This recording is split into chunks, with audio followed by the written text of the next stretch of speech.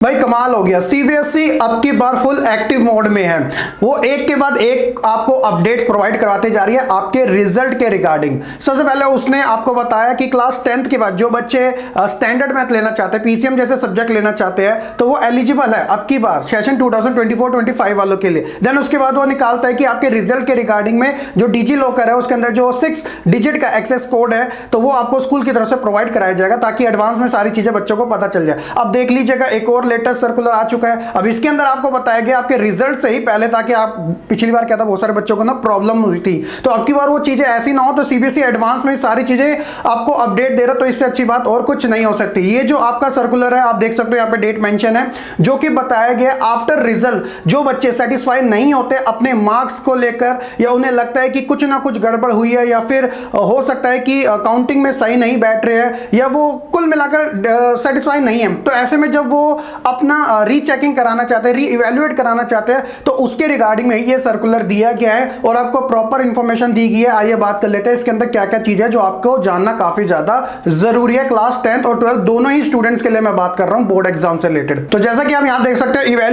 Evaluation of the answer book is done under the well settled policy. There are several checks to ensure that the evaluation is correct and error free. तो भैया बहुत सारे parameter को देखा जाता है, several checks किए जाते हैं ताकि जो आपका इवैल्यूएशन है वो करेक्ट हो और एरर फ्री हो, सबसे important. However, after the declaration of the result, if the student are not satisfied with their performance communicated through CBSE provide an opportunity to student for verification of marks, facility to obtain the photocopy of their evaluated answer book and re-evaluation of their answer. Thereafter, all activities are time bound and can be availed on online. तो simply वही चीज है कि अगर बच्चा CBSE के result से satisfied नहीं होता तो ऐसे में वो अपने जो मार्क्स है उसे वेरीफाई करा सकता है, यहां तक कि वो अपनी फोटोकॉपी भी ले सकता है आंसर बुक की, और साथ ही साथ रीवैल्यूएट भी करा सकता है। बस ध्यान रखिएगा ये प्रोसेस जो है वो ऑफलाइन बिल्कुल नहीं है, आपको क्लियरली इंस्ट्रक्शन पहले से दे दी गई है, ये सारी चीजें आपकी ऑनलाइन मोड में ही होगी। ज्यादा टाइम वैसे आपका रिजल्ट को रह नहीं गया, इसलिए सीबीएसई आपको टाइम टू टाइम ये सारी चीजें पहले से ही अवेयर करने की कोशिश कर रही है।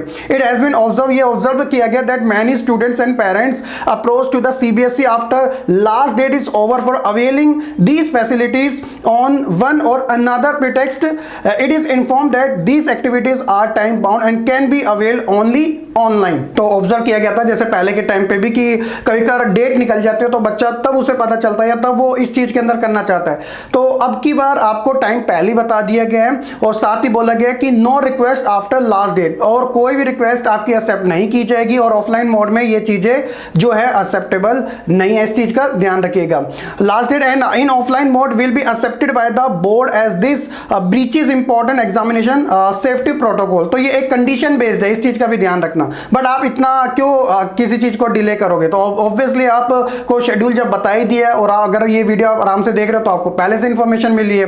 तो पहली जो चीज है वो है वेरिफिकेशन ऑफ मार्क्स को लेकर बताया गया है। शेड्यूल जो है वो बोला गया कि 4th day from the date of declaration of result, और ये कब तक रहेगा 8th day from date of declaration of result. Almost आप कह सकते हो ये जो फैसिलिटीज है आपके लिए अवेलेबल रहेगी जब आपका रिजल्ट आएगा 5 डेज तक। मान लीजिएगा अगर 10 मई को आपका रिजल्ट आ जाता है तो 15 तारीख तक ये जो फैसिलिटीज है वेरिफिकेशन ऑफ मार्क्स की वो आपके लिए अवेलेबल रहेगी। उसके बाद जो ऑब्टेनिंग स्कैन फोटोकॉपी होती है आपकी इवैल्यूएट आंसर बुक की, तो उसके लिए बताया गया ये जो फैसिलिटीज है वो 2 डेज के लिए रहेगी। और कब से शुरू है कब से खत्म होगी, 19th day from the date of declaration और 20, यानी कि बहुत टाइम है इसके लिए। तो और तीसरी जो है सबसे इंपॉर्टेंट है री इवैल्यूएशन आंसर, जो कि 24th डे से 25th डे यानी कि 2 डेज के लिए। अब क्या था लास्ट टाइम भी मैं आपको एक छोटी सी इंफॉर्मेशन दे देता हूं कि बच्चा अगर इनमें से किसी भी ऑप्शन को चूज करता था तो मान लीजिए अगर उसे रीवैल्यूएशन कराना है तो तब एलिजिबल होगा जब उसने ऑब्टेनिंग स्कैन फोटोकॉपी वाला ऑप्शन चूज कियागा, और अगर उसे ऑब्टेनिंग स्कैन फोटोकॉपी वाला ऑप्शन ही चूज करना था तो उसके अलावा उसको वेरिफिकेशन ऑफ मार्क्स वाला करना था। तो यानी कि कुल मिला के तीनों ही करने था। लेट्स सी कि अब की बार जो अपडेट आएगी इसके रिगार्डिंग में कि किस किस में आप चूज कर सकते हो, तो उसकी अपडेट मैं आपको उसी टाइम बता दूंगा जब ऑफिशियल सर्कुलर आपका जारी कर दिया जाएगा, और ये सारी चीजें रिजल्ट के बाद होगी। तो अब आपको टेंशन नहीं लेनी, आपको पता चल चुका है कि इतने से इतना टाइम का रहने वाला है प्रोसेस सारा का सारा, ताकि आपको पहले से ही सारी इंफॉर्मेशन अच्छे से मिल सके। और नीचे सारी चीजें वैसे ही बताई गई कि सीबीएसई अप्रोच करता है स्कूल्स को कि ये सारी इंफॉर्मेशन आप तक पहुंचा दी जाए। तो होप सो कि बच्चों मेरी साइड से ये जो इंफॉर्मेशन है वो आपको अच्छे से मिल चुकी होगी, और ऐसी सीबीएसई से रिलेटेड स्पेशली रिजल्ट के रिगार्डिंग अपडेट्स पाने के लिए चैनल को सब्सक्राइब करना बिल्कुल ना भूलेगा। मिलेंगे ऐसी एक नई अपडेट के साथ, तब तक के लिए खुश रहे, पढ़ते रहे। और ऐसे ही आगे बढ़ते रहे।